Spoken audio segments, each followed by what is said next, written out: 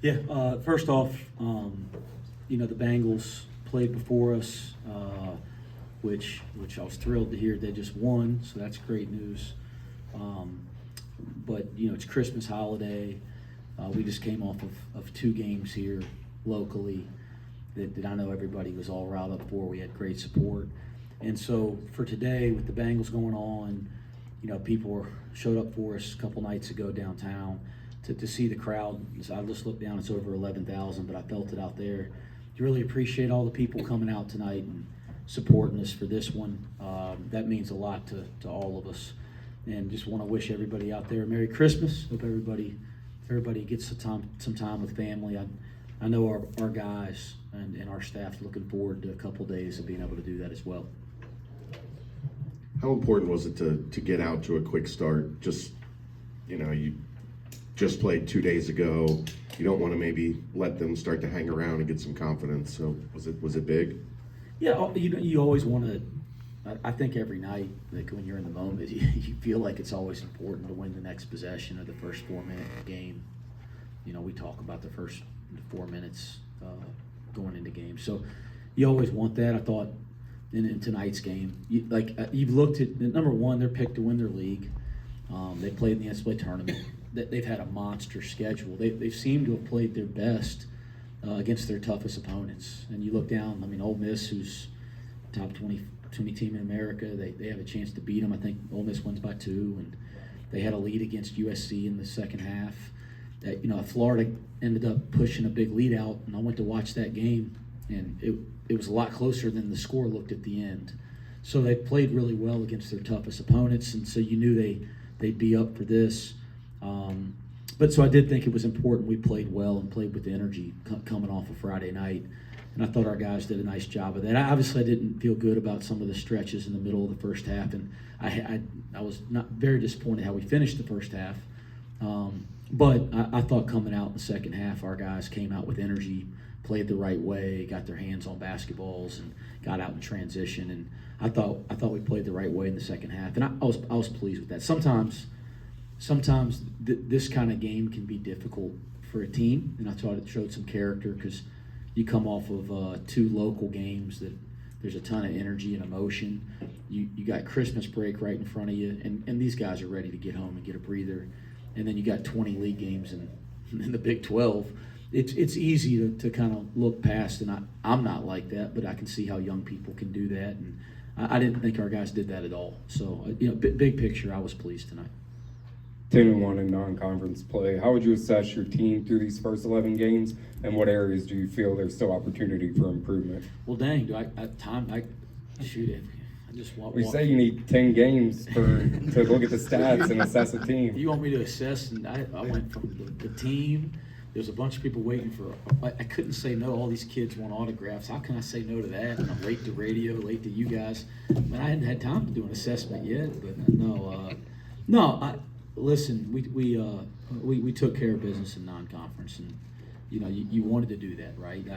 You wanted to make sure that you did your part in your non-con to put yourself in position going into league play to be a quality team, and I think we've checked that box. Perfect? No, it's not perfect. We have a lot of room for improvement, but when you look back at the non-con, I don't think we didn't do our part. So that part I'm pleased with, but kind of where we are, we'll use the next 2 or 3 days as a staff to recharge and kind of look at things and evaluate things, and we'll have a couple days of practice when we get back on the 26th to adjust and kind of make the necessary changes we have to do going into conference play. Kind of going off that question, I asked Dylan this: is there an area where you think that your team has progressed the most from game 1 to game 11? He said defense and just getting more comfortable with the defensive scheme. Yeah, I thought this week we looked more natural in our defensive concepts. So I can see why he would say that, or our players would feel that way. But I think we've improved in a lot of areas, and the deal is this: you got to keep doing it. You got to keep growing, keep improving. We haven't arrived in any area. I'm not pleased with any area, but but I do think this team's continued to grow and improve. Again, I said this, I think, in my press conference or after the Dayton game. I don't know when I said it, guys. Days are running together right now. But anytime we've been able to take a step back over any portion of time, I think we've improved over that portion of time. Doesn't mean it's been linear, right? Like we've had ups and downs, maybe 2 steps forward, 1 step back. But I think this group's been that way from the summer till now. You know, again, not completely linear, but we've been a team that's continued to improve over time, and we have to continue to be that team when we get back from Christmas. We saw you guys in every Big 12 game last year was close. Do you feel that experience in year one, combined with your non-conference schedule this year, has prepared you for what lies ahead over the next 20 games? I hope so. That's the idea of it, right? I hope so. I hope, experience and wisdom, I hope they matter. If they do, that's good for our team because we got a lot of that in that locker room. But we're going to find out. The thing that I'm most concerned with, what's behind us is behind us, as we just talked about. We'll assess it, figure out what we got to do moving forward. But the most important thing is what we can do when we get opportunities to get back on the court together and work. And we'll again a couple days off here, some time with family. And then on the 26th, we'll get back to work and try to get better that day. I know that's the boring stuff, but that's the real stuff. That's the way we think about it. Struggled to shoot from outside again tonight, but still found a way to control the game throughout. Do you feel like your team has shown a lot of different ways to win across the first 11 games of the season? I don't know. Yes and no. Maybe I think there's ways you could say that. I'm not worried about shooting. I think this team's got a lot of quality shooting. So I'm not worried about it. You said that, and I hadn't really studied the stat sheet yet, and I guess you go 9 for 32 from 3, and so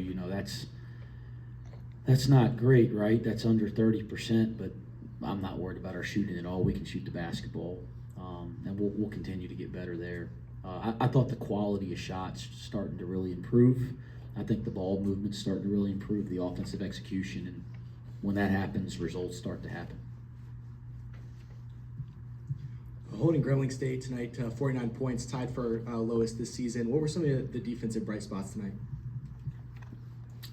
Yeah, I thought we set a tone early in the game that it was going to be difficult for them to score in their half-court sets, and I thought we did a really nice job of doing that.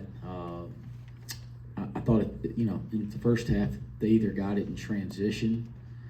They got it on the offensive board, which I wasn't happy about. I think they had 8 at halftime, or they got it because we just fell asleep for a second, right? Those are and then they scored a couple over the top in ISOs, which you guys know doesn't bother me a whole lot. So those are the 4 ways they scored in the first half, and I thought we tried to correct some of the things that were correctable in the second half, and it was a nice defensive night for us. They're a dangerous team because they got a couple guys on the wing that can really shoot it, and the 2 kids in the backcourt are really dynamic. You're kind of addicted to basketball. How does the next couple days go for you? You sneak in a few Christmas movies, or how much Kansas State take? I do. People that know me well know I love my movies. I can watch a movie and watch film at the same time, but not a new movie. I watch the same movies over and over again, and it's kind of comforting for me. I'll have that on late at night at my house, and it's the same ones over and over. This time of year, Home Alone can be on in the background, and I can be locked in. That's like my childhood. Some other ones, but there's some all-time. Die Hard. These are like. Yeah, you guys want to start talking movies, we can have a little fun up here. Christmas movies, Home Alone, Die Hard, those come to mind right away. But no, I'll listen. I'm going to go. I just got on Steve Logan on the radio. We were talking about the Browns and the Bengals. And he said, I'm from Cleveland. I said, well, no. You're getting it wrong. Like, you grew up in Cleveland. You're from Cincinnati now. You've been here so damn long. I'm from Cincinnati, but I grew up in North Carolina. That's the way I've been saying it. So I will go back to where I grew up, where my parents are.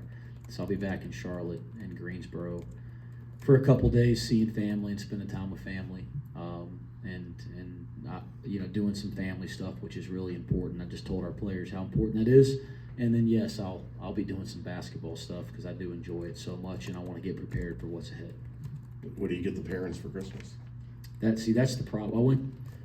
I'm keeping. I want to say it's DuBois, right? DuBois. What's the right way to pronounce it? I'm gonna mess it up. Du Bois. DuBois. I went to DuBois right after pregame meal today, and I'm keeping them in business because I'm going to take a massive suitcase full of gear because everybody just wants gear. So I just went up there and just grabbed as many things I could off the shelf. I don't even want to tell you guys what it cost, but it was expensive. They don't let you go shop. You don't get gear here? Hey, listen, I can't tell you how many people back where I grew up, want gear, family wants gear. So I just went to the store, and that probably knocked out a lot of my Christmas shopping right there. But I will be doing a ton of Christmas shopping tomorrow. I'm one of those people that, because of basketball, I'll wait till the 23rd or 24th every year. So I'll be in a mall somewhere doing some Christmas shopping the next couple of days too. CJ Frederick got some extended run tonight. What were your thoughts on his minutes and the possibility that he could be very needed throughout the conference slate? Yeah, I went down and said to him, it was good to see him play well. I thought the ball moves the ball just pops around so much when he's in the game. Like offense works better. He's done that his whole career. I think he looks good physically. That was good for us. We were holding Connor out for a week or so. So I thought that was good. I think that could be really important for us as we get into league play. He's such a dynamic offensive player. He's such a reliable player in terms of being in the right spots and knowing what to do. And he's an experienced player, so it was good to see him get some extended minutes. Saw Connor Hickman in a boot before the game as well as on the bench. Any update on what's going on with him? Yeah, he's got a little pain in his foot. Nothing that he can't play through. I mean, this started maybe 7-8 days ago. He's the type of kid, he's like Day-Day, he won't tell you if something's going on. So I'm actually really pleased that he said something to our trainer. And I think we're just being precautionary so that it doesn't become something bigger than what it is, which is not a whole lot other than just a little bit of discomfort in a certain area of his foot. So we're going to shut him down. We shut him down after the Dayton game. It's interesting. We shut him down in practice until Wednesday and Thursday, all week last week. But he also got the flu, and he was like crazy. Him and AP were crazy sick all week, and AP was still dealing with that this morning and yesterday. So I should have said that to start. I was really, really impressed that those two played Friday night, and I was really impressed AP gutted it out today. The young man's got a lot of toughness. A lot of guys wouldn't have done that. But our plan was to shut Connor down after Friday and try to give him a really nice extended period off that foot, and we hope that that'll really help. But he could play through it, as you guys saw on Friday night. But it's not serious. We just don't want it to become serious what we got ahead. What have you seen from Tyler Betsy? He's played some less minutes in the recent past. Is that more of just Dan being back, and how are you going to see him develop into Big 12 play? I think he's an incredibly important piece for this team going into league play. I've said it from day one, bringing him and Arrington along throughout this non-conference is a key for this team to be the team it can be in the Big 12. I told him this yesterday, like we shortened the rotation in the second half this week a little bit, but that's not a direction that we're going to go to in league play. In fact, it's got to be the opposite for us to be the team we can be over 20 games in the Big 12. We need him to be a huge part of what we're doing. He brings things to the floor that we desperately need, and I think he's gotten a lot of really quality experience here over the first 7 weeks of his college basketball career, and we didn't even take another couple steps forward. I thought he had some really nice minutes tonight. You guys played Kansas State once last year. You won that game on a late CMOS 3.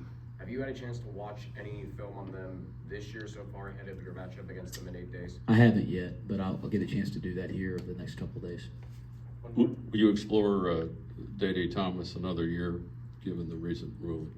Yeah, guys, listen, man, they let me coach Day-Day Thomas for the next 10 years. I'll take it. Yeah, heck yeah.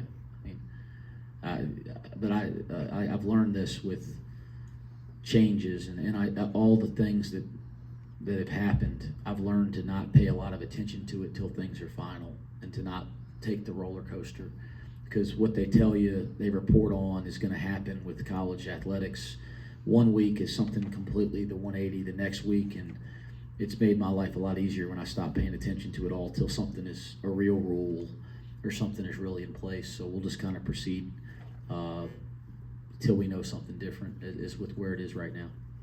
Thanks, Coach.